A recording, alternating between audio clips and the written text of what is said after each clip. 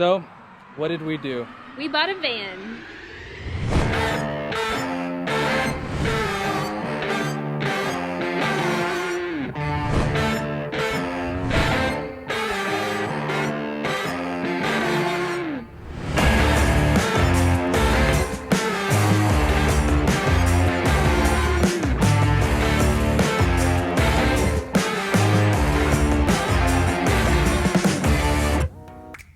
Alright guys, we are at the Mercedes-Benz dealership in Nashville. Patrick is getting us all set up. They're detailing the van. We're signing over the paperwork.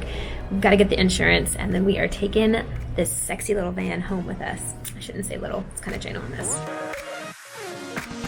I asked all of the Mercedes-Benz to go through their inventory, and nobody would do it, except this guy. Patrick is the bomb. So if you guys are looking for a Mercedes-Benz sponsor, come on in here. And how did we meet? Your mom introduced us. She showed up and said, "Hey, sell my daughter a van.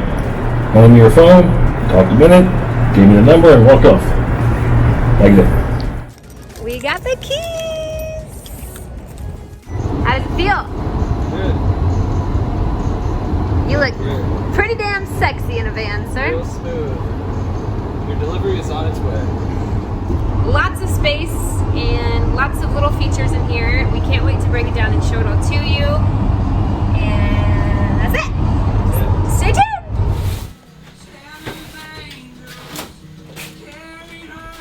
Okay. What you doing over there?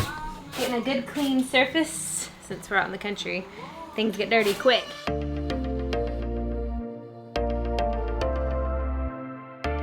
are you doing over here? Setting up the workshop.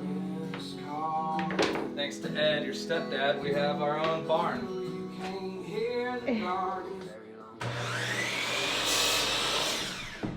It is raining here, but here's our carpenter.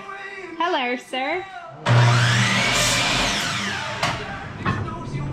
The first thing I guess we should start by saying we did pull up the factory floor. There was Velcro underneath, so we pulled up the Velcro. We gave it a good sweep. We gave it a good wipe down with some good cleaner. We did buy a brand new vehicle, so we didn't have any holes to patch, and we didn't have to really worry about rust and all that other stuff. So that was kind of one of the advantages to buying a new vehicle. When we decided to put the furring strips down, we grabbed just some liquid nail, some heavy duty from Home Depot, and we laid that across each furring strip, and we went on the highest points of the van floor. Then we started cutting and doing the exact same thing on all the high raised ribs in the van, going vertical, and now we got all of our little tic-tac-toes back there. The next day. All right, let's open up the back. Is that a joke? Oh, it's beautiful. We're going with the brick pattern for the floor. We needed some weight to hold down our boards last night. Hopefully they didn't slide in the humidity out here. But our goal now is to take all this stuff out, sound deaden, which we left up at the house. We're gonna have to go get it. No, my husband brought it. My husband brought it down here. We're gonna sound deaden it, and we're gonna lay some foam in between insulation. We're gonna put the factory floor back on. We've got this sound deadening material because we are pretty much in a tin can, and what this material does is it will help kind of isolate some of that sound in the van. So we're going to put it sporadically around the floor, around the wheelbase. And then we're going to measure out all these little boxes that we left open on the floor. We're going to cut our styrofoam insulation board. We're gonna Put it down there, and then we got aluminum foil tape, seal all the wood off, and boom. boom. Right now I am measuring and cutting the rattle trap sound deadening. We're going to put them in the van in the grits that we created. Grids. And yeah, and we're good to go from there. Did you say grits? You've been in the South too long, son. Got some shrimp and grids.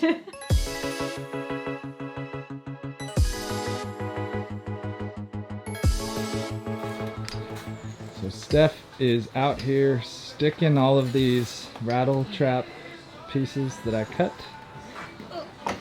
And as you can see, she's killing it. Aww.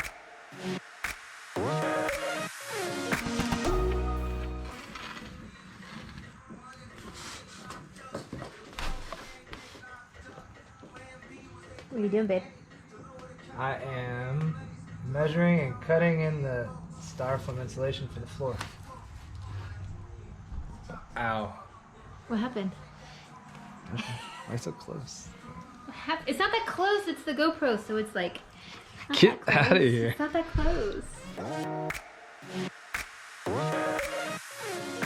As we were measuring out for the foam board, we created a grid system. So you can see this one says like 19, 20, and then on the back of our foam boards, we wrote down which grid it was. So when it came time to put the foam boards in, everything just kind of goes together like a puzzle.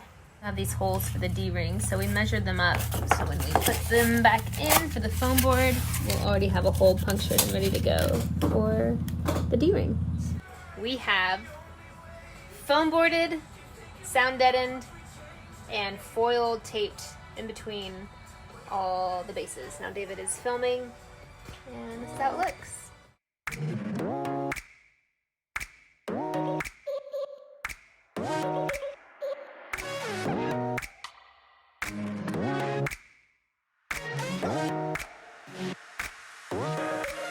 I want to put the D-rings back in from the subfloor that came with the factory, but we realized our screws are now too short to fit the extra inch height.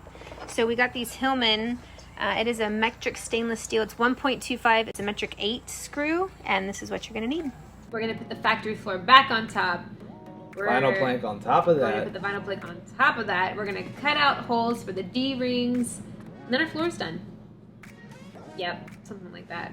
But you know, we're winging it. We don't know. We've never done anything. I tell my friends, we joke about it. The only thing I've ever built is a sandcastle. So if I can do this, y'all can do this. So hang tight. That's our floor. That's true. That's true. Let's hope this is stronger than a sandcastle. Oh, it is. Goodbye. See ya.